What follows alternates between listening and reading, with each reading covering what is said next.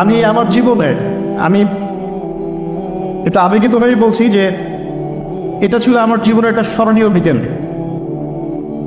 আমি দাওয়ার কাজ শুরু করেছিলাম 2010 সালের থেকে, 2009-10 সাল থেকে। আর প্রথম দিকে মাঠে ময়দানে দাওয়াতি কাজ করতাম, পায়ে হেঁটে হেঁটে।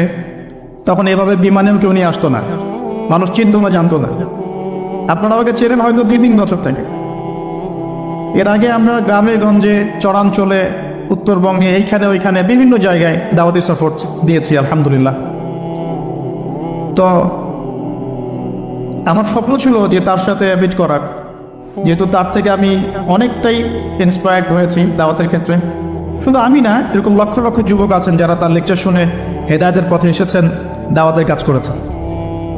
এরকম মানুষকে যখন কাছে পাওয়া যায় তখন তো মনের আবেগ ধরে রাখা যায় না। তো আমি আমার ভাঙাচোরা ইংরেজি দিয়ে তাকে অনেক প্রশ্ন করলাম, অনেক বিষয়ে ভেতর থেকে কিছু ইলমি রস বের করার চেষ্টা করলাম। হয়তো একটা জিনিস আমিও জানি, তিনিও জানেন, কিন্তু তার মুখ থেকে শুনলে আর অনেক বেশি জ্ঞান পাওয়া যায়।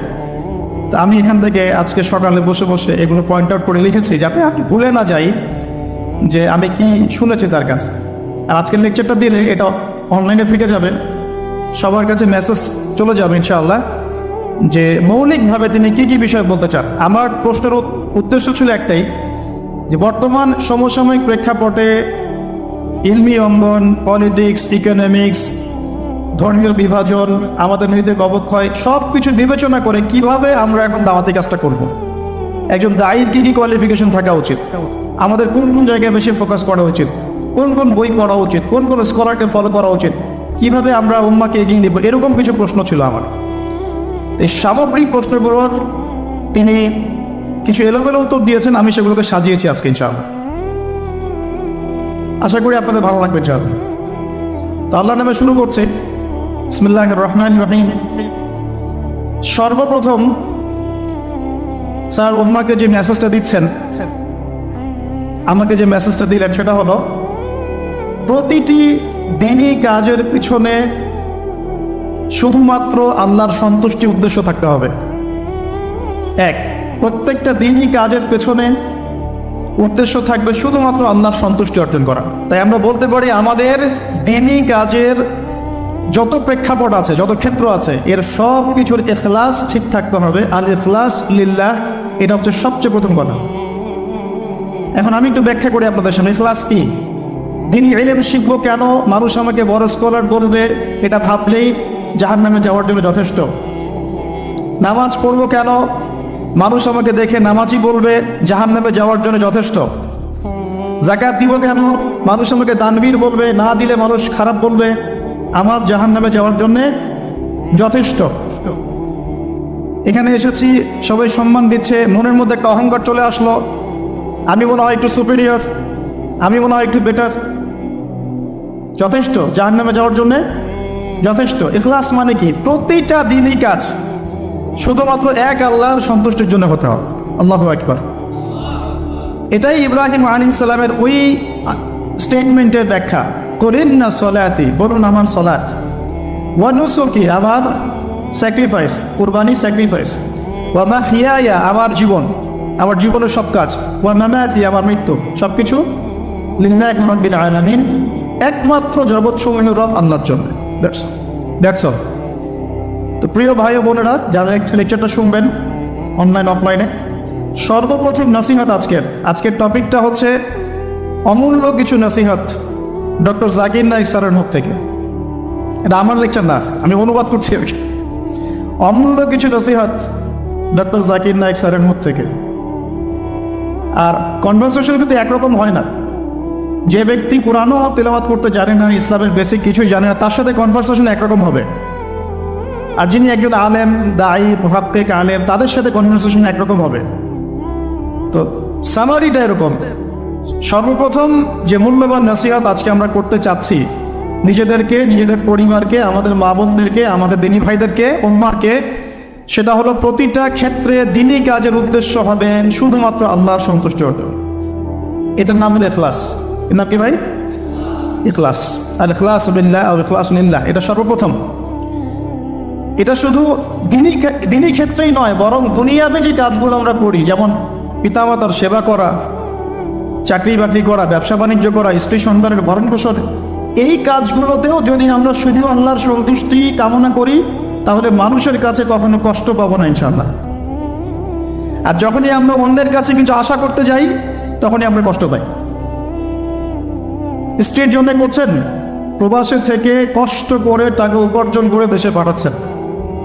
এখন আপনার যদি কাজের উদ্দেশ্য থাকে স্ত্রী আমাকে বেশি ভালোবাসবে ওসিলায়, তাহলে কোনো একদিন আপনি তার ব্যবহারে কষ্ট পাবেন। আর যদি ইখলাস থাকে এরকম আমি করছি আল্লাহর জন্যে, বিকজ আল্লাহ আমাকে দায়িত্ব দিয়েছেন স্ত্রীর মুখে খাবার তুলে দিলেও আমি নেকি পাবো, আমি আল্লাহর সন্তুষ্টির জন্য এই কাজ করছি। এরপরে ভালোবাসা থাকবে, অবশ্যই থাকবে, স্ত্রীর প্রতি থাকবে, সন্তানের প্রতি থাকবে, পিতামাতার প্রতি থাকবে, কিন্তু ইখলাস কাজের মূল উদ্দেশ্যটা কি? আল্লাহ পাকের সন্তুষ্টি অর্জন। এই ইখলাস থেকে আমরা অনেক সরে আসছি বিধায় উম্মার আজ কি অবস্থা হয়েছে। বিশ্বাস করেন আমরা অনেকেই লেকচার দেই মানুষকে সন্তুষ্ট করার জন্য, আমরা অনেকে মসজিদে নামাজ পড়াই মসজিদ কমিটিকে সন্তুষ্ট করার জন্য, আমরা অনেক সময় তারাবি পড়াই মানুষকে সন্তুষ্ট করার জন্য, খুতবা দেই মানুষের মেজাজ বুঝে, কোনটা বললে লোক আমাকে রিসিভ করবে, কোনটা বললে করবে না। নামাজের কথা বলা যাবে ভাই, সুদের কথা বলা যাবে না, খুব সতর্ক। এই যে এগুলো ইখলাসের খেলাফ।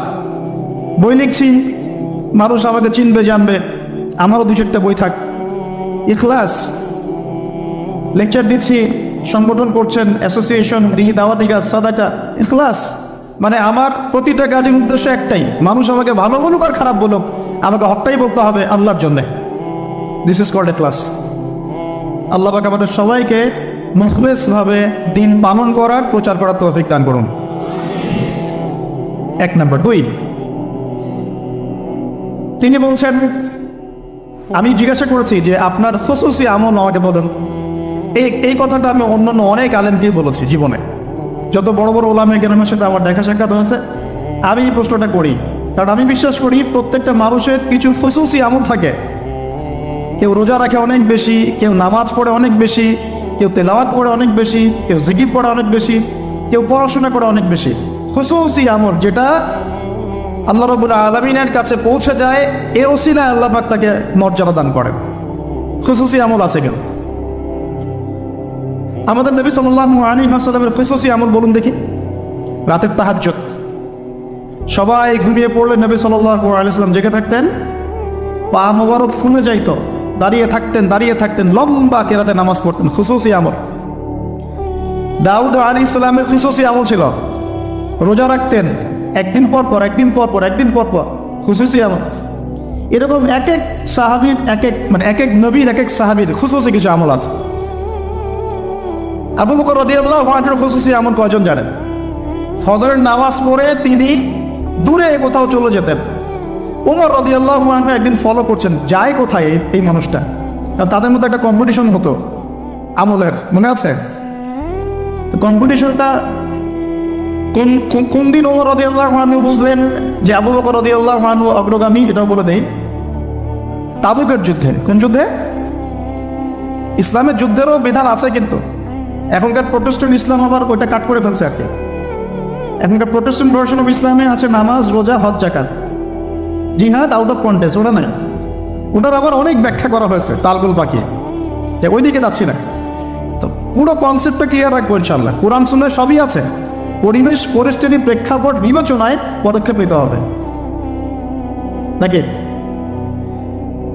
কেউ অন্যায়ভাবে কোনো মেয়েকে ধর্ষণ করছে, নাউজুবিল্লাহ, আপনার চোখের সামনে পড়ে গেল, আপনি কি তাকে কি দাওয়াত দিবেন? ভাই ধর্ষণ করিয়েন না প্লিজ, রিকোয়েস্ট করতেছি ভাই, আল্লাহর রাস্তায় ধর্ষণ করিয়েন না, এ কথা বলবেন? আপনার সামর্থ্য থাকলে আপনি হাত দিয়ে প্রতিহত করবেন, পিটুনি দিবেন, কেসের আওতায় আনবেন, আইনের আওতায় নিয়ে আসবেন, মৃত্যুদণ্ড দিবেন, এই তো করবেন।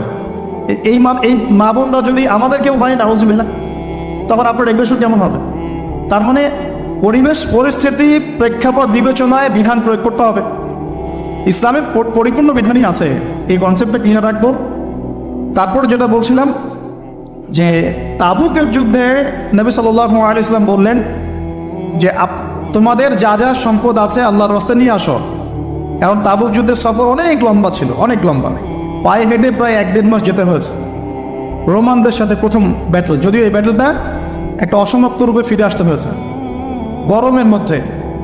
এই তাবুকের যুদ্ধে কিছু কিছু সাহাবী অংশ না নেওয়ার কারণে সূরা তওবার মধ্যে আয়াতুন নিফাক নাজিল হয়েছে। পড়ে দেখেন, 3 জন সাহাবী যে সবাই তাকে বয়কট করে ফেললো, পড়ে দেখেন। এখন এই সময়ে উমর রাদিয়াল্লাহু আনহু তার ঘরে যত সম্পদ ছিল তার অর্ধেক নিয়ে আসছেন, অর্ধেক রেখে দিয়েছেন, রেখে নবীর সামনে উপস্থিত করেছেন, ইয়া রাসূলুল্লাহ আমার ঘরে যত সম্পদ ছিল তার অর্ধেক নিয়ে দিলাম। সুবহানাল্লাহ। মানে কি, ভাইয়ের 6টা গাড়ি আছে, 3টা দিয়েছেন, 4টা বাড়ি আছে, 2টা দিয়েছেন, হ্যাঁ 2 একর জমি আছে, 1 একর দিয়েছেন, মানে আপনার $2 মিলিয়ন আছে, 1 বিলিয়ন দিয়েছেন। কত বড় হৃদয় থাকলে মানুষ এই কাজটা করতে পারে? আমাদের তো 100 টাকাই বের হয় না। ঠিক আছে, আল্লাহ মাফ করুন। না, আবার যারা দানবীর তারা দান করেন, মাশাআল্লাহ। তবে আমি রিকোয়েস্ট করবো, দানটা সঠিক জায়গায় করবেন, উল্টা পাল্টা জায়গায় দান করবেন না। এমন জায়গায় দান করবেন যেখানে দান করলে সৎকার জারিয়ার মাধ্যম থাকে, কন্টিনিউয়াসলি এটা আপনি বেনিফিটেড হতে থাকেন, এমন কিছু, এবং এগুলো দিয়ে ইসলামের খেদমত হয়, এমন জায়গায় দান করবেন ইনশাআল্লাহ। তো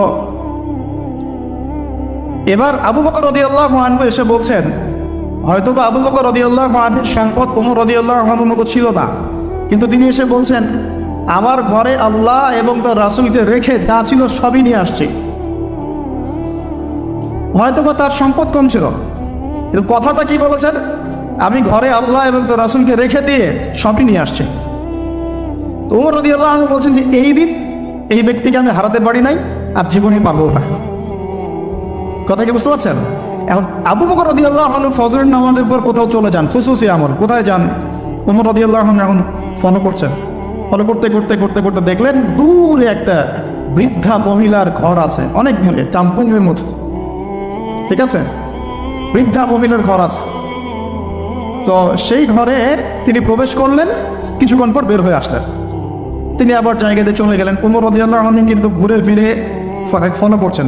তিনি যখন চলে গেলেন, উমর ইবনে খাত্তাব ওই ঘরে ঢুকলেন, ঢুকে দেখলেন এক বৃদ্ধা মহিলা বসে আছে, চোখে দেখে না, চোখে দেখতে পারে না। তখন তিনি জিজ্ঞাসা করলেন যে কে আপনি, পরিচয় দিলেন, কি সমস্যা আপনার, আমি চোখে দেখতে পারি না। এই যে ব্যক্তি একটু আগে আপনার ঘরে এসেছিল সে কি করলো, কেন আসে প্রতিদিন, ইনভেস্টিগেট করছেন। তখন ওই বৃদ্ধা বলছেন এক ব্যক্তি আসে প্রতিদিন ফজরের পরে, এসে আমার ঘরের কাজকর্ম করে দিয়ে যায়, আমি চোখে দেখতে পারি না, তো ঘরের কাজকর্মগুলো করে দিয়ে চলে যায়, আমি জানি না সে ব্যক্তিকে, আল্লাহ তার ভালো করুক। উমর রাদিয়াল্লাহু আনহু তখন চোখ দিয়ে দরদর করে পানি পড়তে লাগলো, আর বলতে লাগলেন যে হে মুসলিম জাহানের খলিফা, আপনি পরবর্তী খলিফাদের জন্য রাস্তা কতই না কঠিন করে দিলেন। আসলে এই শিক্ষাগুলো তাদের মধ্যে ছিল বলেই তো সমাজটা অমল ছিল। দেখুন কোন মানুষদেরকে নিয়ে আমরা সমাজ চালাবো। আমরা যদি এই যুগের আবু বকর, ওমর, ওসমান, আলী হতে না পারি, তাহলে এই যুগে ইসলামী খেলাফা কায়েম হবে না। আগে মানুষ লাগবে তো এরকম। আমরা সবসময় দেখা যায় উপরের লেভেলে গালিগালাজ করতে বেশি পছন্দ করি, তো বিশ্বাস করেন আমাদের প্রেক্ষাপটে জনসাধারণের যে অবস্থা, জনগণের ঈমান, আমল, ইনসাফ, ইখলাস এগুলোর যে অবস্থা, তাতে এর চেয়ে বেটার কিছু আশা করা যায় না। যখন আমরা ঠিক হয়ে যাবো ইনশাআল্লাহ, আল্লাহ পাক অবশ্যই যোগ্য নেতৃত্ব দিবেন ইনশাআল্লাহ, ইনশাআল্লাহ। তো খুসুসি আমলটা একটু বোঝালাম, এটা কিন্তু আপনারও থাকতে পারে, আমি জানি না, আমার একটা আছে আপনি জানেন না, ঠিক আছে। তো এখন আমি জিজ্ঞাসা করলাম যে স্যার আপনার খুসুসি আমল বলুন, কিছু এমন কিছু খুসুসি আমল যেটা ওসিলায় হয়তো আল্লাহ পাক আপনাকে এই মাকাম এনেছেন বলে আপনি মনে করেন, ইউ থিংক সো। তিনি বলছেন প্রথমে 5 ওয়াক্ত নামাজ, 5 ওয়াক্ত নামাজ, 5 ওয়াক্ত নামাজ তিনি জামাত মিস করেন না, 5 ওয়াক্ত নামাজ তিনি জামাত এই বয়সেও মিস করেন না, মাশাআল্লাহ। তিনি বলছেন আমরা অনেক সময় দাওয়াতের কাজ করি, দাওয়াতের মেহনত করি, অনেক বড় বড় কথা বলি, নামাজ ঠিক থাকে না। এই ব্যক্তিদের ঈমান আমল দিয়ে দাওয়াতের কোনো কাজ নাই। তাহলে আমরা এখন লেসন পেলাম, ইখলাসের পরে আমরা সর্বপ্রথম ফোকাস করবো কোথায় ভাই? জামাতে না বাসায়?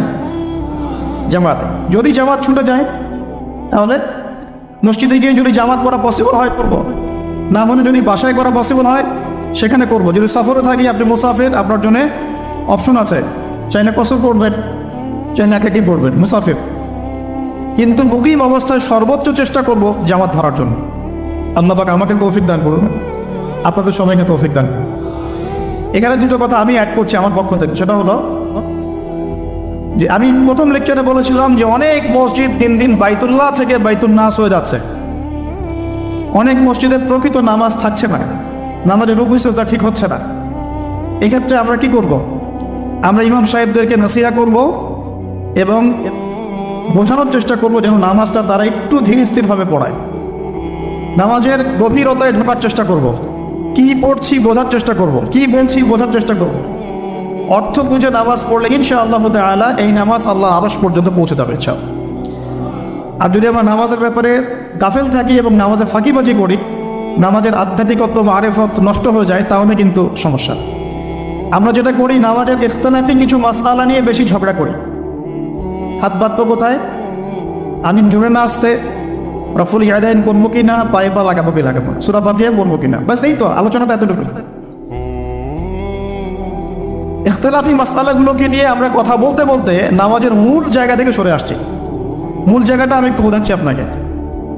মূল জায়গাটা হচ্ছে নামাজে যে কথাগুলো আমরা আল্লাহর সাথে বলছি, সুবহানাহু ওয়া তাআলার সাথে, এই কথাগুলো আমরা বুঝি কিনা, এই কথাগুলো বুঝে আমি আল্লাহকে পাচ্ছি কিনা নামাজে। নামাজ মুমিনের মেরাজ, আল্লাহর সাথে সাক্ষাৎ।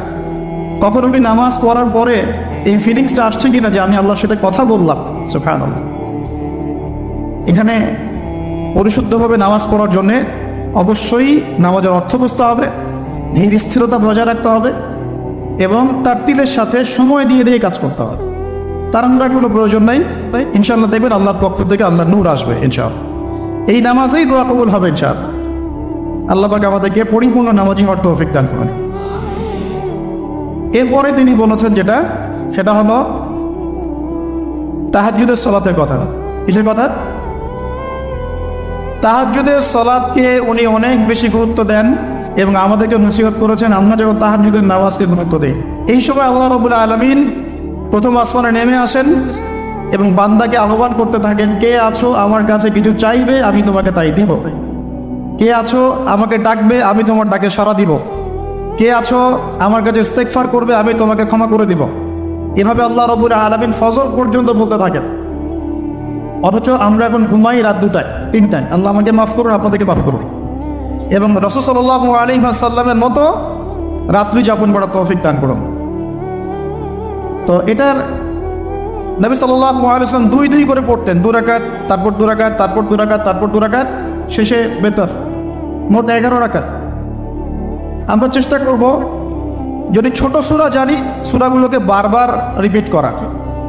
যদি বড় সূরা কিরাতে পড়তে পারি মাশাআল্লাহ আরো ভালো। রুকুটাকে লম্বা করার, সিজদাকে লম্বা করার এবং সিজদায় গিয়ে বেশি বেশি দোয়া করার। যেহেতু তাহাজ্জুদ একটা নফল সালাত, আপনি যদি আরবি দিয়ে দোয়া করতে নাও জানেন, তাহাজ্জুদে আপনি বাংলাতেও দোয়া করতে পারবেন ইনশাআল্লাহ। ইনশাআল্লাহ কোনো সমস্যা নেই। কিন্তু অ্যাটলিস্ট আপনি দোয়া করার চর্চা শুরু করুন, আল্লাহর কাছে সিজদায় পড়ে কান্নাকাটি করার অভ্যাস তৈরি করি। আল্লাহ তৌফিক দান করুন। এবং এই সময় বেশি বেশি দোয়া করতে হবে। আমি এই কথাটা শুধু তার কাছেই প্রথম শুনিনি, এর আগে আরও অনেক বড় বড় আলেমরা এই কথাটাই বলেছেন যে তাহাজ্জুদ গুজার হতে হবে। আল্লাহ পাক আমাকে তাহাজ্জুদ গুজার হওয়ার তৌফিক এনায়েত করুন, আপনাদের সবাইকে তৌফিক দান। পয়েন্টস একটু বেশি, এই জন্য আমি শর্ট করছি, কারণ একটা পয়েন্টসে অনেক লম্বা কথা বলা যায়, অনেকগুলো পয়েন্টস আছে। এরপরে তিনি যেটা বলেছেন সেটা হলো প্রতিটা কাজে সুন্নাতকে অনুসরণ করা। প্রতিটা কাজে সুন্নাতকে অনুসরণ করা। ঘুমাবো, সুন্নত নাই? ঘুমানোর সুন্নত, কানে হেডফোন দিয়ে গান শুনতে শুনতে ঘুমায়, এমনটা সুন্নত নাকি? একটু টিভি দেখে, ইউটিউব দেখে রিল্যাক্স, মাশাআল্লাহ, আস্তাগফিরুল্লাহ, ঘুমানোর সুন্নাত নাকি? সম্ভব হলে একটু ওযু করে নেয়া। আচ্ছা, তারপরে সূরা ফালাক, সূরা নাস, ইখলাস পড়া, হাত দুটো একত্রিত করে ফু দিয়ে এভাবে পুরো গা মাসাহ করা। এই কাজটা আরও 2 বার করা, মানে ইন টোটাল 3 বার করা। এরপর সূরা কাফিরুন পড়া। ঘুমানোর সময় যে সূরা কাফিরুন পড়ে তাকে আল্লাহ পাক শিরক থেকে মুক্ত রাখবেন ইনশাআল্লাহ। আর শিরকের গুনাহ কিন্তু আল্লাহ মাফ করেন না। এই গুনাহ ছাড়া যে কোনো গুনাহ আল্লাহ পাক যাকে ইচ্ছা মাফ করতে পারেন, তওবা করলে সেটা আলাদা বিষয়। আর সূরা বাকারার শেষের 3টা আয়াত পড়া। নবী সাল্লাল্লাহু আলাইহি ওয়াসাল্লাম বলেছেন সূরা বাকারার শেষের 3 আয়াত রাত্রেবেলা পড়লে সারা রাত ইবাদতের নেকি পাওয়া যায়। এখানে একটা কথা বলে নিই, যদি ঘুমাতে একটু দেরিও হয়ে যায়, 12টা বেজে গেছে মনে করেন, ওযু করে 2 রাকাত নামাজ পড়ে ঘুমিয়ে যান, ইনশাল্লাহ আপনি রাতের বেলা দাঁড়িয়ে থাকার নেকিটা পাবেন, কিয়ামুল লাইলের নেকি পাবেন ইনশাল্লাহ। জরুরি না যে একদম আপনাকে প্রথমে ঘেমিয়ে শেষে উঠে আবার এই প্র্যাকটিসটা প্রতিদিন করতে হবে। অনেকে হয়তো পারবে না, অনেকে জব করে, অনেক সমস্যা থাকতে পারে, অনেকে রাত্রে কাজ করে। তো দেরি হয়ে গেলে ঘুমানোর ক্ষেত্রে অ্যাটলিস্ট 2-4 রাকাত নামাজ পড়ে তারপর ঘুমিয়ে যান। পারলে আপনার স্ত্রীকে পিছনে নেন, আপনার বাচ্চাকে ডান পাশে নেন, যে জেগে আছে ওই ভাইকে পিছনে নেন, জামাত হয়ে যাবে। এই চর্চাগুলো না হলে আসলে সমাজ পরিবর্তন হবে না, পরিবারই পরিবর্তন হবে না, সমাজ তো পরের কথা। আর আমল এভাবে না বাড়ালে আমরা এই যুগের আবু বকর ওমর হতে পারবো না। আর এই যুগের আবু বকর ওমর হতে না পারলে আমাদের হাতে ইসলামী খেলাফা আসবে না। আমাদের টার্গেট খেলাফা, ওইটা টার্গেট। কিন্তু ওই জায়গায় না যাওয়া পর্যন্ত মুসলিম উম্মার কোনো শান্তি নাই। ওই জায়গায় না যাওয়া পর্যন্ত আমরা সারা বিশ্বে মার খেতেই থাকবো। ওই জায়গায় যখন মুসলিমরা ছিল তখন কেউ আমাদের দিকে চোখ তুলতে পারতো না, কোনো মুসলিম বোনের দিকে খারাপ নজরে তাকাতে পারতো না। আজকে কারাগারের পর কারাগার ভরে ফেলছে মুসলিম মেয়েদেরকে দিয়ে। মিডল ইস্টের খবর জানেন, ইয়েমেনের খবর রাখেন, সিরিয়ার খবর রাখেন, প্যালেস্টাইনের খবর রাখেন, সবাই জানে, ওপেন সিক্রেট, এগুলো তো নতুন করে বলার কিছু নাই। তো ওই জায়গা থেকে আমরা সরে আসছি বিধায় আমাদের উপর থেকে ওই কর্তৃত্বটা আল্লাহ পাক নিয়ে নিয়েছেন। এটা আমাদের উপর আযাব বলা যায়, পরীক্ষা, আযাব। তো এই আমলগুলো বাড়াতে হবে, আল্লাহ পাক তৌফিক দান করবে। এবং দোয়া, এখন এই সময় প্রচুর দোয়া করতে হবে। এবং দোয়ার মধ্যে নিজের ব্যক্তি, নিজের পরিবার, নিজের সুস্বাস্থ্য, নিজের এলেম, নিজের হালাল রিজিক, হ্যাঁ, নেক আমলের তৌফিক, জীবনের লক্ষ্যগুলোর তৌফিক, পরিবারের শান্তি, উম্মার জন্য দোয়া, নির্যাতিত মুসলিম ভাই বোনদের জন্য দোয়া, হ্যাঁ, ওলামায়ে কেরাম যারা মাজলুম তাদের জন্য দোয়া। এই দোয়াগুলো থাকবে ইনশাআল্লাহ। আল্লাহ পাক আমাদেরকে বেশি বেশি দোয়া করার তৌফিক দান করুন এবং আমাদের দোয়াগুলো আল্লাহ পাক কবুল করে নেন। তো এই তাহাজ্জুদ সম্পর্কে সংক্ষিপ্ত কিছু কথা বলার পরে বলছিলাম প্রফেটিক লাইফস্টাইল, মানে ঘুমানোর সময় সুন্নাহ, ঘুম থেকে উঠে সুন্নাহ নাই, ঘুম থেকে উঠে সুন্নাহ, হোয়াটসঅ্যাপ চেক কর কি হলো ফোনের মধ্যে নাকি, ঘুম থেকে উঠে সুন্নাহ চোখ একটু ঘষা, 3 বার মুখটা ঘষা, মুখ থেকে ঘুমের ভাব দূর করা, আলহামদুলিল্লাহ ইন্নাযী আহইয়ানা বা'দা মা আমাতানা ওয়া ইলাইহিন নুশুর। যদি শেষ রাতে ওঠেন সূরা আলী ইমরানের শেষের 10 আয়াত পড়া, এটাও সুন্নাহ। তারপরে ইস্তিনজা যাই আমরা ইস্তিনজায় গিয়ে আগে 2 হাত কবজি পর্যন্ত ধুয়ে ফেলতে হয়, নাকে 3 বার পানি দিতে হয়, কারণ শয়তান নাকের ভিতর রাত কাটায়। এটা আমরা দেখতে পারি না, শয়তান এবং জিন শয়তান অনেক কিছু করে আমাদের সাথে। তারা আমাদেরকে বদনজর দেয়, তারা আমাদেরকে দেখে, আমাদেরকে ওয়াসওয়াসা দেয়, অনেক কিছু করে, আমরা বুঝতে পারি না। আল্লাহ পাকের ফেরেশতারা, আল্লাহ পাক যদি ফেরেশতাদের মাধ্যমে এই নিরাপত্তা না দিতেন আমাদেরকে জিনরা উড়িয়ে নিয়ে চলে যেত। হ্যাঁ, এর এত দুষ্ট প্রকৃতির মানব, সৃষ্টি মাখলুক। এর মধ্যে ভালো মন্দ আছে, খারাপদের কথা বলছে। তো ওয়াশরুমে যখন হেঁটছেন ওখানেও কিন্তু শয়তান আছে। শয়তান রাত কাটায় আমাদের 2 পায়ের মাঝখানে এবং নাকের 2 গহ্বরের মাঝখানে। এই জন্য ঘুম থেকে উঠে 3 বার নাকে পানি দিতে হয়, আর আগে হাত ধুয়ে নিতে হয়। তারপরে বাথরুমে ঢোকার সময় আমরা ডান পা ইউজ করবো না, আগে বাম পা। বের হওয়ার সময় ডান পা। দোয়া বিসমিল্লাহ আল্লাহুম্মা ইন্নী আউযু বিকা মিনাল খুবসি ওয়াল খাবাইস। এখনকার টয়লেট যেগুলো হচ্ছে, মানে যা চলছে আর কি, ইংলিশ, এখানে নবী সাল্লাল্লাহু আলাইহি ওয়াসাল্লামের মতো বসা সম্ভব না। আমি আপনাদেরকে 100% গ্যারান্টি দিয়ে বলছি, এটা আমার ইস্তেহাদ, কেউ আমার সাথে একমত হতে পারে, নাও হতে পারে। ইয়াজুজ আর মাজুজের যত খাসলত আছে না, চরিত্র, এই সব চরিত্র পশ্চিমা বিশ্বের মধ্যে আছে। এটা আমার ফাইনাল স্টেটমেন্ট। ইয়াজুজ আর মাজুজের চরিত্র, আমি বলিনি যে এরাই তারা, তা বলি নাই, বলেছি এদের ইয়াজুজ মাজুজের যে চরিত্রটা, এই পুরোটাই পশ্চিমাদের মধ্যে আছে। বাথরুমের টয়লেট থেকে নিয়ে ওয়ার্ল্ড অ্যাফেয়ার্স পর্যন্ত এরা চেঞ্জ করে ফেলেছে, ওদের নিজের মতো করে ফেলেছে, আর আমরা এটা ফলো করছি। নবী সাল্লাল্লাহু আলাইহি ওয়াসাল্লাম বসতেন বাম পায়ে ভর দিয়ে, ডান পা খাড়া করে।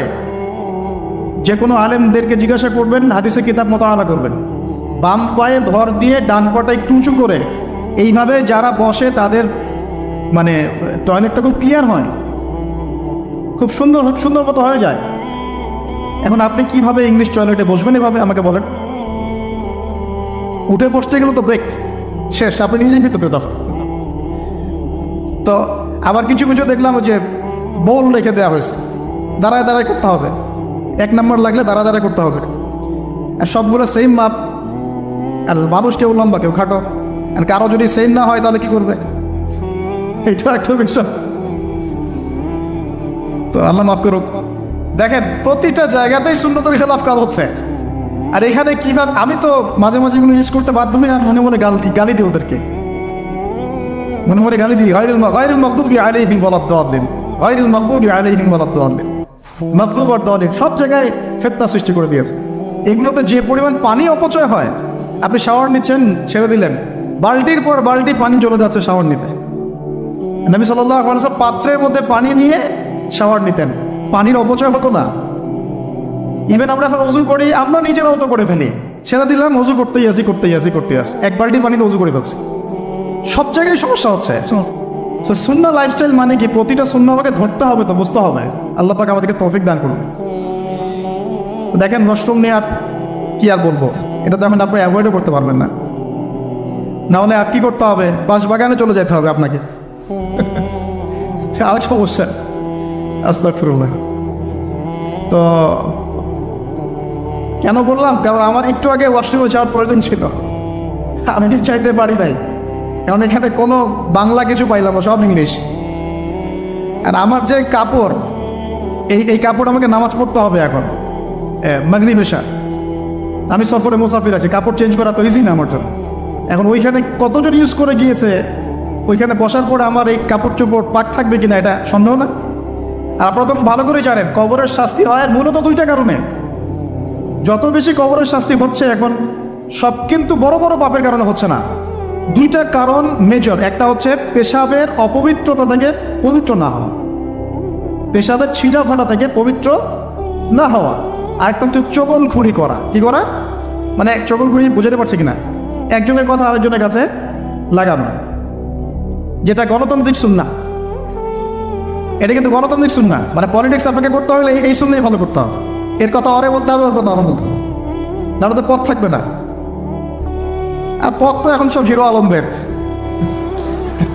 মাশাআল্লাহ, মাঝে মাঝে মনটা চায় যে আমিও দাঁড়াই। এরা যদি দাঁড়াইতে পারে তাহলে আমরা পারি না কেন? কি সমস্যা? পড়াশোনা কি করি নাই কিছুই? অ্যাটলিস্ট হচ্ছে তো ভালো বুঝবো। সুবহানাল্লাহ। যাই হোক, ওইদিকে না যাই, না হলে আবার কখন গায়েব হয়ে যায় বলা যায় না। ঠিক আছে, আচ্ছা, আস্তাগফিরুল্লাহ। তো প্রিয় ভাইরা, প্রফিটিক লাইফস্টাইল প্রতিটা জায়গায়, ঘুম থেকে ওঠা, ওয়াশরুম যাওয়া, বের হলাম, বের হয়ে ওযু করে ফেলেছেন। এখন ওযু করার, যখনই ওযু করবেন ওই ওযু দিয়ে 2 রাকাত নামাজ পড়ার চেষ্টা করেন। নবীজি যখন জান্নাতে মেরাজের রাতে জান্নাতে গিয়েছেন, নবীজি সাল্লাল্লাহু আলাইহি ওয়াসাল্লাম বলেছেন, আমি যখনই জান্নাত গিয়েছি, মানে আমাকে যখনই জান্নাত দেখানো হয়, তখনই আমি বেলাল তোমার পায়ের শব্দ শুনতে পারি। সুবহানাল্লাহ। হে বেলাল, তুমি কি এমন আমল করো আমার আগে আগে তোমার পায়ের শব্দ শুনতে পারি? তো বেলাল রাদিয়াল্লাহু আনহু বলছেন, ইয়া রাসূলুল্লাহ, আমি তো আপনি যে আমল শিখিয়ে দিয়েছেন এগুলোই করি, এক্সট্রা তো কিছু করি না। শুধু একটা কাজ আমি করি। কি সেটা? তিনি বলছেন, আমি যখনই ওযু ছুটে যায় ওযু করি, মানে যখনই ইস্তেঞ্জা করি, ওযু ছুটে যায়, ওযু করার চেষ্টা করি, ওই ওযু দিয়ে আমি 2 রাকাত তাহিয়াতুল ওযু নামাজ পড়ি। নবীজি বলছেন, হয়তো এই কারণেই তোমার এই মর্তবা দেওয়া হচ্ছে। সুবহানাল্লাহ। আল্লাহ পাক আমাদেরকে আমল করার তৌফিক দান। এরপর সলাতে যাবেন, সলাতটা নবীর মতো করে, সলাত শেষ একটু কোরআন তেলাওয়াত করলেন, দিনই পড়াশোনা করলেন, কোনো স্কলারের লেকচার শুনলেন, এবার নাস্তা করতে আসলেন। নাস্তার টেবিলে আসলে তো আর সুন্নতের খেলাফ, সুন্নতের কোনো কথাই মনে থাকে না। আর আমি আপনাদের কমিউনিটির মধ্যে এসে দেখলাম সবাই খুব ভোজন রসিক। মাশাআল্লাহ, হ্যাঁ মাশাআল্লাহ, ভালো, খারাপ না, একটা এজ থাকে খাওয়ার। তবে খাওয়ার ক্ষেত্রে এই 2টো হাদিস মাথায় রাখবেন। 1, নবী সাল্লাল্লাহু আলাইহি ওয়াসাল্লাম বলেছেন, একজন মুমিন বান্দার এতটুকু খাওয়ার যথেষ্ট, যা দিয়ে সে কোমর সোজা করে আল্লাহর ইবাদত করতে পারে। আর এই পুরো ওয়ার্ল্ডটাই এখন এই কয়েকটা জিনিসের উপর টিকে আছে: খাওয়া, ফ্রি সেক্সুয়াল সম্পর্ক, জুলুম, পলিটিক্যাল জুলুম।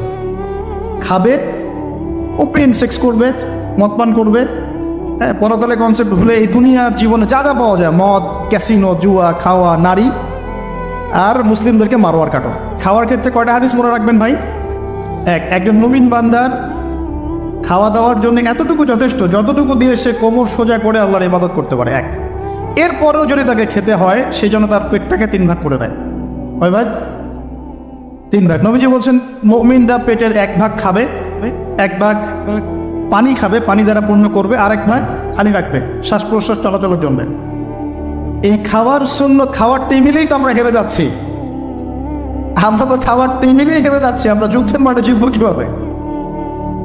এক সাহাবী খেজুর খাচ্ছিলেন বদরের যুদ্ধের সময়, এটা আপনার রাহিকুল মাকতুম গ্রন্থে পাবেন। খেজুর খাচ্ছেন, সৈন্য বিন্যাস করা হচ্ছে, নবীজি ভাষণ দিচ্ছেন, ওয়াসারিউ ইলা মাগফিরাতিম মির রাব্বিকুম ওয়া জান্নাহ, ওয়াসারিউ ইলা মাগফিরাতিম মির রাব্বিকুম ওয়া জান্নাহ আরদুহা কাআরদিস সামাই ওয়াল আরদ উইদ্দাত লিল মুত্তাকিন। এরকম আয়াত মনে পড়ছেন। ওই সাহাবী শুনে হাতের খেজুরগুলো ছুঁড়ে ফেলে দিলেন, দিয়ে ছুটলেন সামনে। একজন সাহাবী তার আগে বলেছিলেন যে খাবার শেষ করো। তিনি বলছিলেন যে এগুলো খেতে অনেক সময় লেগে যাবে। বীর বিক্রমে যুদ্ধ করেছে, এই সাহাবী শহীদ হয়ে গেছেন। তো খাবার ভোগ বিলাসটাকে তারা কিভাবে দেখতেন, আর একটু দেখালাম কিভাবে তারা এটাকে মানে জাস্টিফাই করতেন। এখন উমর রাদিয়াল্লাহু আনহু একটা কথা মনে পড়ে গেল। উমর রাদিয়াল্লাহু আনহুর সময় একটা দুর্ভিক্ষ হয়েছে, ওই কিন্তু। তো ওই সময় জনগণ খাওয়ার সংকটে ভুগছে বলে খলিফাতুল মুসলিমিন উমর রাদিয়াল্লাহু আনহু দীর্ঘদিন শুধুমাত্র রুটি আর জাইতুনের তেল খেয়েছিলেন। শুধুমাত্র রুটি আর জাইতুনের তেল। শাসক কাকে বলে? মুসলিম শাসক। হ্যাঁ, আমাদের সমাজও আছে মাশাআল্লাহ। দুর্ভিক্ষ যখন হয় তখন তারা সিঙ্গাপুর এই সেই ঘুরে বেড়ায় মাশাআল্লাহ।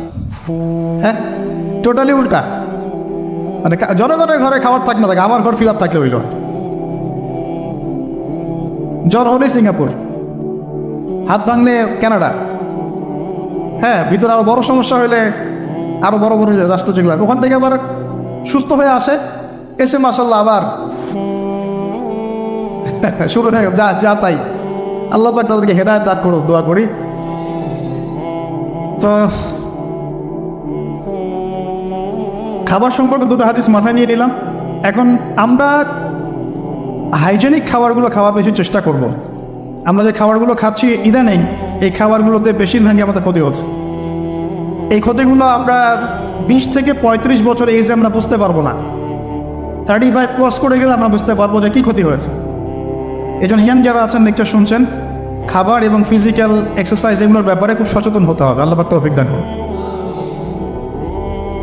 এই বিষয়ে ডক্টরদের পরামর্শ নেবেন, তারা আরও ভালো বলতে পারবেন। তো প্রফেটিক লাইফস্টাইল মানেই আমার ঘুম, আমার ইস্তেঞ্জা, আমার ওযু, আমার নামাজ, আমার খাওয়া, আমার পড়াশোনা, ইবাদত, কোরআন তেলাওয়াত, জিকির আজকার, ইভেন আপনার জব সেকশন, আপনার এডুকেশন সেকশন, পলিটিক্যাল সেকশন, সব কিছুকে নবী সাল্লাল্লাহু আলাইহি ওয়াসাল্লামের সুন্নাহ মতো ঢেলে সাজানো, এটার কথা তিনি বারবার বলছেন। যদি আমরা ভালো দায়ী হতে চাই, বড় আলেম হতে চাই, দিনের জন্য কিছু করতে চাই, আমাদেরকে আগে নিজের উপরে এই দিনটা প্রতিষ্ঠা করতে হবে। আল্লাহ পাক তৌফিক দান করুন। তো বললাম ইখলাসের কথা, সালাতের কথা, 5 ওয়াক্ত সালাত, তাহাজ্জুদ, প্রফেটিক লাইফস্টাইল। এরপরে তিনি যেটা ফোকাস করছেন, নসিহত করলেন, সেটা হলো সিজদায় বেশি বেশি দোয়া করো। সিজদায় বেশি বেশি দোয়া করো। এই দোয়াগুলো আপনারা শিখবেন হিসনুল মুসলিম বই থেকে। কোন বই? এখনই প্লে স্টোরে যান, দেখেন এখানে হিসনুল মুসলিম অ্যাপস দেওয়া আছে। যে কোনো বিষয়ের দোয়া, স্পেশালি সকাল এবং সন্ধ্যার দোয়াগুলো ছাড়বেন না। সেজদায় গিয়ে নিজের জন্য দোয়া করবেন, বাবা মার জন্য দোয়া করবেন, আত্মীয় স্বজনের জন্য দোয়া করবেন, উম্মার জন্য দোয়া করবেন, আমাদের মা বোনদের জন্য দোয়া করবেন, সন্তানদের জন্য দোয়া করবেন, আলেম ওলামাদের জন্য দোয়া করবেন, মুসলিম নেতাদের জন্য দোয়া করবেন, সবার জন্য, মজলুম ভাই বোন সবার জন্য দোয়া করবেন। পারা যাবে তো ইনশাআল্লাহ। এবং আরবি দিয়ে দোয়া করলে বেশি ভালো, এই কারণে যে আল্লাহ পাক এই ভাষায় কোরআন নাজিল করেছেন। আর আরবি একটা আয়াতকে যত ভাষাতেই অনুবাদ করা হোক না কেন, সেটা আরবির মতো বালাগাত কখনো দেয় না। ওই আবেগ, ওই অনুভূতি, ওই বালাগাত অন্য ভাষা অনুবাদ করলে আসবে না। এই জন্য অ্যারাবিকটা শেখার চেষ্টা করি আমরা সবাই। আল্লাহ তৌফিক দান করুন।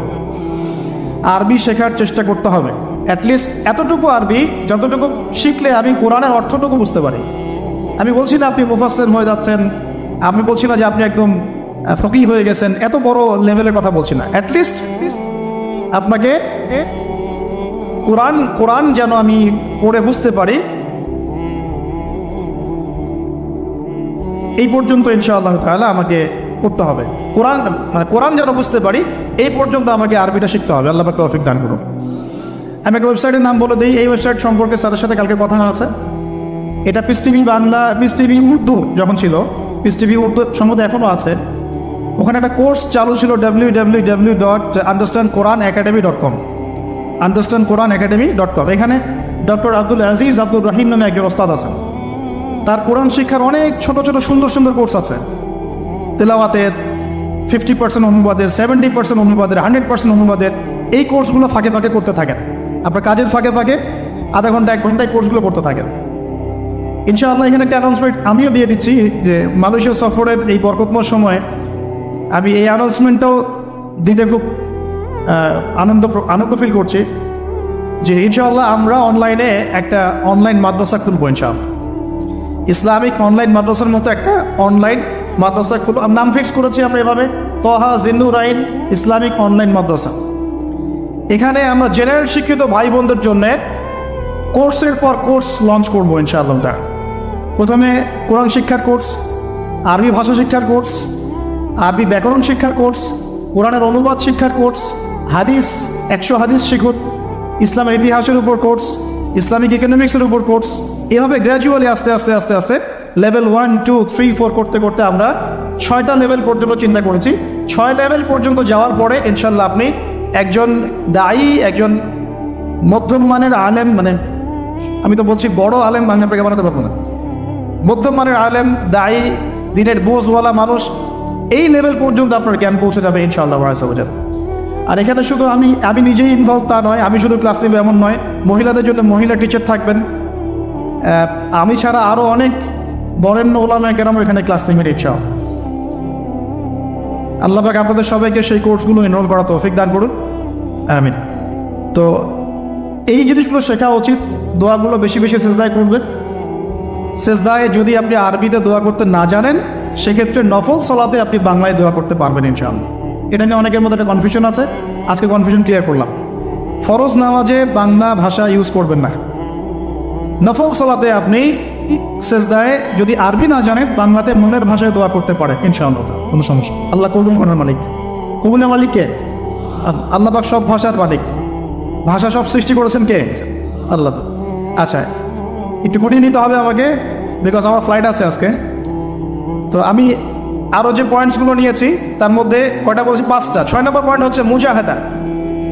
তিনি বলেছেন এই আয়াত থেকে, ওয়াল্লাযীনা জাহাদু ফীনা লানাহদিয়ান্নাহুম সুবুলানা। সূরা আনকাবুতের শেষের দিকে আছে, আল্লাহ পাক বলেছেন যারা আমার পথে প্রচেষ্টা চালায়, যারা আমার দ্বীনের পথে চেষ্টা করে, প্রচেষ্টা চালায়, আমি আল্লাহ তাদেরকে হেদায়েত দান করি। সুবহানাল্লাহ। আমি আল্লাহ তাদেরকে পথ দেখাই। যারা আমার জন্য, আমার দ্বীনের জন্য আমার পথে প্রচেষ্টা চালাবে, স্ট্রাইভ করবে, আমি আল্লাহ তাদেরকে পথ দেখাবো ইনশাআল্লাহ। আমি জিজ্ঞাসা করেছিলাম যে কীভাবে আপনার মতো হতে পারি? তো তিনি বললেন এক কথার এক ফাঁকে যে মুজাহাদা, খুব বেশি প্রচেষ্টা। এই বয়সেও খুব বেশি প্রচেষ্টা, মানে ইখলাস ঠিক রেখে, নামাজ কালাম ঠিক রেখে, তাহাজ্জুদ ঠিক রেখে, দোয়া কালাম ঠিক রেখে খুব বেশি প্রচেষ্টা চালাতে হবে। গঠনমূলকভাবে প্রচেষ্টা চালালে যে ফলাফল পাওয়া যায়, আজকের এই মাহফিলে তো তার প্রমাণ। আপনারা কি এটা সাকসেস করার জন্য চেষ্টা করেন না? কষ্ট করেছেন, শ্রম দিয়েছেন, অর্থ দিয়েছেন, ভলেন্টিয়ার ক্রিয়েট করেছেন, আজকে মাশাআল্লাহ এত সুন্দর একটা পরিবেশ। এভাবে সারা দুনিয়াতে দিন প্রতিষ্ঠা করা সম্ভব হবে ইনশাআল্লাহ।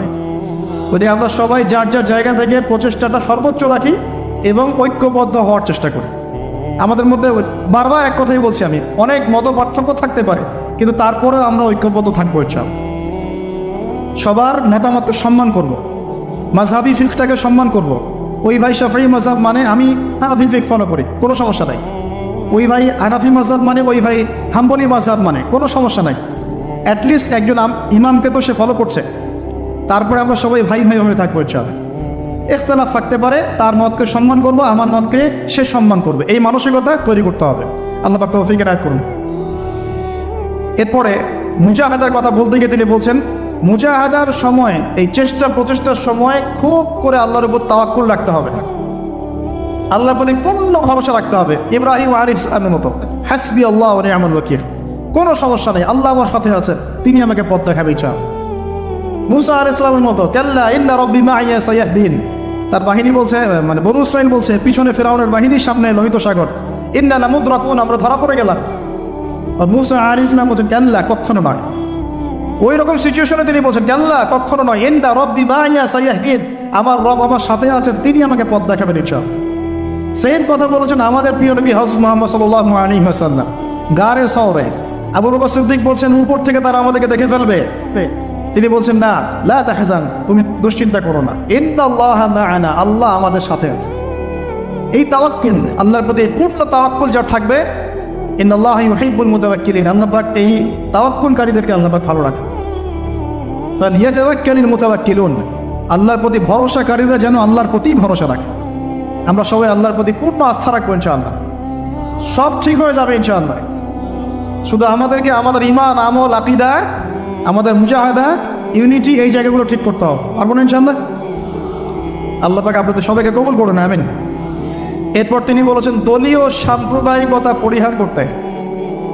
এটা কেমন, ওই যে ধর্মীয় কিছু বিভাজন আছে, একবার এক দলে ঢুকে গেছেন, অন্য ভাইকে আর ভাই মনে হয় না, সালাম দেওয়ার সময় খুঁজে খুঁজে সালাম দেয় যে ও আমার গ্রুপের কিনা, অন্য গ্রুপের হলে সালাম দেন। এই ন্যারো মাইন্ডেড মানসিকতা ত্যাগ করতে বলেছে। আমরা সবাই মুসলিম, তিনি বলছেন, ওয়ামান বারবার এই একটা বলেন, আপনারা তো শোনেন, ওয়ামান আহসানু কাওলাম মিম্মান দাআ ইলাল্লাহ ওয়া আমিলা সালিহান ওয়া ক্বালা ইন্নানী মিনাল মুসলিমিন। ওই ব্যক্তির চেয়ে শ্রেষ্ঠ আর ভালো কে আছে, আহসান কে আছে, যে ব্যক্তি বলে, যে ব্যক্তি মানুষকে আল্লাহর দিকে আহ্বান করে এবং নিজে সৎ আমল করে আর বলে, আমি মুসলিমদের একজন, আমি মুসলিমদের একজন। নবী সাল্লাল্লাহু আলাইহি ওয়াসাল্লাম এই পরিচয় নিয়েই দাওয়াতি কাজ করেছেন, আমরা মুসলিম, এটা আমাদের মৌলিক পরিচয়। এরপরে আপনার কোনো যৌগিক পরিচয় থাকতে পারে, ওই পরিচয়কে কেন্দ্র করে আমরা আমাদের মধ্যে ডিভাইডেশন করব না, ক্রিয়েট করবো না ইনশাআল্লাহ। ঠিক আছে ভাই, একমত তো নাকি? আলহামদুলিল্লাহ। এখন আমরা ধর্মীয় সাম্প্রদায়িকতা, যেগুলো আমাদের দলীয়করণ, এই ফেরকাগুলো থেকে একটু ব্রড মাইন্ডেড হওয়ার চেষ্টা করি। যদি আপনি কোনো দলকে ভালোবাসেন বা কোনো দলের সদস্য হয়ে থাকেন, তাও সমস্যা নাই, কিন্তু অন্য ভাইকে কাফের মনে করি আমরা। আমার রিকোয়েস্ট এতটুকু, অন্য ভাইকে কাফের মনে করি, সেও মুসলিম। আর এই অ্যারোগেন্স, এটা কিন্তু ইবলিসের অ্যারোগেন্স। ইবলিস বলেছিল না, জানা খায়রুম মিন, আমি তো তার চেয়ে উত্তম, খালাকতানি মিন নার, আমাকে আল্লাহ আপনি সৃষ্টি করেছেন আগুন দিয়ে, ওয়া খালাকতাহু মিন তিন, আদমকে সৃষ্টি করেছেন মাটি দিয়ে, আমি কেন ওকে সিজদা করতে যাব? এই যে এটাকে কি বলে, অ্যারোগেন্সি, অহংকার, উদ্ধত আচরণ। এই আচরণের কারণেই তো সে শয়তান হয়ে গেল। অতএব আমরা নিজেদেরকে অন্যর থেকে সুপিরিয়র না ভাবি। আমি যে বড় বড় কথা বলছি, এর চেয়ে ওই ভাইয়ের আমল বেশি হতে পারে, ওই ভাইয়ের চেয়ে এই ভাইয়ের আমল বেশি হতে পারে, কে জানে কার আমল নামায় কত নেকি আছে, আর কোন আমল আল্লাহর কাছে কবুল হবে, এটা তো আল্লাহই ভালো জানে। অতএব আমাদের সবাইকে তাসকিয়া অর্জন করার চেষ্টা করতে হবে, আত্মশুদ্ধি, আল্লাহ পাক তৌফিক এনায়েত করুন। এরপর তিনি বলেছেন, আমি আমার ছেলেকে এখানে পড়িয়েছি, কিন্তু ডিগ্রি সার্টিফিকেট সব কিছু নয়। কথাটা খুব ভালো লেগেছে আমার কাছে। ডিগ্রি সার্টিফিকেট সব কিছু নয়, ডিগ্রি পেলাম, সার্টিফিকেট পেলাম, এটা ওইটা, এগুলোই আমার কাছে আলেম, স্কলারশিপের মানদণ্ড নয়। এলেম আল্লাহর পক্ষ থেকে আসে, এবং ওলামায়ে কেরামদের সামনে বসে বসে যে সিনায় যে এলেমটা আসে, এটাই হচ্ছে জ্ঞান। এই যে কালকে ওনার সাথে বসে এই যে এতগুলো কথা শুনলাম, এই যে জ্ঞান আমি পেলাম না, এটা তো আমি 20টা বই পড়ে পেতাম না। ব্যাপারটা বুঝতে পারেন না? একটা সার্টিফিকেট পেয়েছি ধরেন অনলাইন একটা মাদ্রাসা থেকে, যে আমি মাস্টার্স করেছি, কিন্তু এই জ্ঞানগুলো যদি আমি না পেতাম, তাহলে কি আমার জ্ঞান পূর্ণাঙ্গ হতো? তো এটাই তিনি বোঝাতে যাচ্ছেন সম্মানিত সেই মেহমান স্যার, যে ডিগ্রি এবং সার্টিফিকেটই সবসময় জ্ঞানের মানদণ্ড নয়। জ্ঞান আল্লাহর পক্ষ থেকে আসবে, কখন আসবে? যখন আমরা এই বেসিকগুলো ঠিক করব, এবং বরেণ্য রিনাউন্ড ওলামায়ে কেরামদের কাছে গিয়ে আমরা সরাসরি জ্ঞান নেওয়ার চেষ্টা করব। আপনারা সফর করবেন, ভিজিট করবেন, আলেমদের বাসায় যাবেন, তাদের অফিসে যাবেন, বসবেন, কথা বলবেন, প্রশ্ন করবেন, এভাবে জ্ঞান অর্জন করার চেষ্টা করবেন। আর বইপত্র তো পড়বেন, লেকচার তো শুনবেন, তো মূল এটা একটা সোর্স থাকবে জ্ঞান অর্জনের, সরাসরি গিয়ে জ্ঞান নেওয়ার চেষ্টা করা। আল্লাহ পাক আমাদেরকে ওলামায়ে কেরামের সহবতে গিয়ে জ্ঞান নেওয়ার তৌফিক দান করুন, আমিন। ঠিক আছে, এটাও অবশ্য তিনি বলেছিলেন যে এখন হকপন্থী স্কলার হাতে গোনা যায়, এটাও বলেছেন। সত্যিকারের আলেম এখন হাতে গোনা যায়, এটা খুঁজে বের করতে হবে আপনাদের। যারা হক ও বাতিলকে মিশ্রিত করে না, হককে স্পষ্ট করে বাতিলকেও স্পষ্ট করে, তো আলেম। সামান্য কিছু দুনিয়ার স্বার্থে যারা দিনকে বিক্রি করে দেবে, এটা কখনো করবে তো আলেম। তিনি বলছেন হাতে গোনা যায় scholars, very few of them, উনি ওনার মতো করে বলছেন। এখন তো খুব অল্প হাতে গোনা। একটা সময় ছিল সলফে সালেহীদের যুগে অগণিত ওলামায়ে কেরাম, অগণিত। এখন সত্যি সত্যি হকপন্থী ওলামায়ে কেরাম হাতে হাতে গোনা যায়। আল্লাহ পাক তারপরে আমরা দোয়া করি, আল্লাহ পাক আমাদের সবাইকে হকপন্থী ওলামায়ে কেরামদের সহবত দান করুন, আমিন। এরপরে আমি একটা বড় প্রশ্ন করেছিলাম, যে প্রশ্নটা আমি অনেককেই করি, যে how to establish Islam in bigger reason আর গ্লোবাল সার্ফেস ইত্যাদি। উনি বলছেন, আমি এই কথাটা আমিও নিজে বলেছি আগে, উনি বলছেন যে প্রথমে এত বড় চিন্তা না, প্রথমে চিন্তাটা হচ্ছে নিজের উপরে দিনটা প্রতিষ্ঠা আছে কিনা, আমি নিজের পরিবারটা ঠিক করতে পারলাম কিনা, আমি দিনের দাওয়াতি কাজ করছি কিনা অ্যাপ্রোপ্রিয়েটলি, আমি সোসাইটি চেঞ্জের কাজ করছি কিনা। এইগুলো যখন বিল্ড আপ হবে, দেন উই উইল ইমার্জ ইনশাল্লাহ। তারপরে আমরা বড় স্বপ্ন দেখতে পারি, তার আগে না। এই কথা আমিও বলেছি, তার সাথে আমার চিন্তা এখানে মিলে গেছে। তো আমি টেকনিক্যালি প্রশ্ন করেছিলাম যে আসলে অনেকে তো চেষ্টা করছে, কিন্তু আসলে রাইট ট্র্যাক কোনটা, কোন পদ্ধতিতে চেষ্টা করলে ভালো হবে। উনিও টেকনিক্যাল মানুষ, উনি অ্যান্সার টেকনিক্যালি দিলেন, the right track will be the track of prophet সাল্লাল্লাহু আলাইহি ওয়াসাল্লাম। সঠিক ট্র্যাকটা হচ্ছে নবী সাল্লাল্লাহু আলাইহি ওয়াসাল্লামের ট্র্যাক। ওইটা কীভাবে বুঝবো? তাহলে নবীর জীবনী পড়তে হবে, কীভাবে নবী সাল্লাল্লাহু আলাইহি ওয়াসাল্লাম দাওয়াতি কাজ করলেন, দিনটা কায়েম করলেন, ওইটাই হলো সুন্নাহ। এই সুন্নাহর আলোকে তিনি বলছেন আগে নিজের উপর, then establish Islam in your family, তারপরে আস্তে আস্তে তোমার পরিচিত মহলে, সোসাইটিতে, যতদূর পর্যন্ত আল্লাহ পাক তোমাকে তৌফিক দান করেন। আল্লাহ পাক আমাদের সবাইকে তৌফিক দান করুন, আমিন। আর ইনশাআল্লাহ সেদিন বেশি দূরে নয়, যেদিন এই সমস্ত ছোট ছোট চেষ্টাগুলোকে একজন নেতা ঐক্যবদ্ধ করবেন ইনশাআল্লাহ, তখন খেলা হবে ইনশাআল্লাহ। তারপরে আমি বলতে চাই, তিনি বলছেন, আরও বলেছেন যে লেখাপড়া করার ক্ষেত্রে জিজ্ঞাসা করছেন, লেখাপড়া স্টাডি করার ক্ষেত্রে আমরা আসলে কোন কোন স্কলার বা কী কী বিষয়কে বেশি গুরুত্ব দিব। তিনি বলছেন এভাবে যে পূর্ববর্তী ওলামায়ে কেরাম যারা, পরের আগেকার ওলামায়ে কেরাম যারা সলফে সালেহীন, তাদের কিতাব, তাদের বই, তাদের রিসোর্সগুলোকে বেশি প্রাধান্য দিতে হবে। কারণ তাদের কাছে ছিল একটা সুপ্রিম নলেজ, যেটা আমাদের কাছে এখন ওইভাবে নাই, আমরা ওই বইগুলোর উপর ডিপেন্ডেন্ট। তো পূর্ববর্তী ওলামায়ে কেরাম, বরেণ্য ওলামায়ে কেরামদের কিতাবাদিগুলো মোতালা করতে তিনি বেশি উৎসাহিত করছেন। আমিও এটাই আপনাদেরকে নসিহত করছি, আল্লাহ পাক তৌফিক দান করুন। বাঙালি জাতির প্রতি একটা নসিহত করেছে, বলবো? অতি আবেগের চোটে, বাই দ্য ওয়ে, উনি কিছু কথা বলেন। উনি খুবই মেহমানদারি কর্নেওয়ালা একজন মানুষ, গেস্টকে খুব সম্মান করেন, মেহমানদারি করেন চমৎকার, অত্যন্ত বিনয়ী মানুষ, সবসময় হাসি মুখে কথা বলেন, যদি একটু হার্ড কথা বলেন সেটাও হাসি মুখে বলেন, এবং নামাজের খুব পাবন, তাহাজ্জুদের খুব পাবন, খুব বেশি দোয়া করেন। এই মানুষটাকে দেখে তো একটু আবেগ ভেসে ওঠে কি না? তো চলে যাওয়ার সময় আমাকে একটা হাদিয়া দিয়েছেন, খুবই স্পেশাল একটা আতর। আমি বলি যে আমার বাসায় কিন্তু প্রচুর আতরের কালেকশন আছে, ওইটা দিয়ে যে কাউকে ফরজ গোসল দেওয়া যাবে, ঠিক আছে, কিন্তু এটা আমার জন্য খুব স্পেশাল এই গিফটটা। সেটা হাজারে আসওয়াদে ইউজ করা হয় এবং তার নাম সিগনেচার করা আছে ওখানে। তো আমি বললাম যে স্যার, আরেকটা জিনিস যদি কিছু মনে না করেন তাহলে নিতে চাই। বলো। তো বললাম যে স্যার, আপনার টুপিটা দেওয়া যাবে? আমরা কিন্তু আসলে ওই আকীদা লালন করি না, যেটা দিলে বরকত হবে বা এরকম কিছু না, জাস্ট একটা স্মৃতি, তাই না? তো তিনি একটু বিরক্ত হলেন, বললেন যে তুমি লেকচারে পুরো বাঙালি জাতিকে বলবা বাংলাদেশিরা কেন টুপি চায় বারবার। মানে এই কথা তার আগেও হয়েছে আর কি, ঠিক আছে? টুপি চাইলে বাজার থেকে কিনতে বলো, 10 রিঙ্গেট, কত রিঙ্গেট লাগবে, 5 ringgit, cheap, very cheap, you can buy it, বলছে। তো বলছে তুমি উল্টা বাঙালিদেরকে বলবা তারা যেন টুপি না চায়, ঠিক আছে? তো ভাই, আপনারা আল্লাহর ওয়াস্তে আর টুপি চায় না।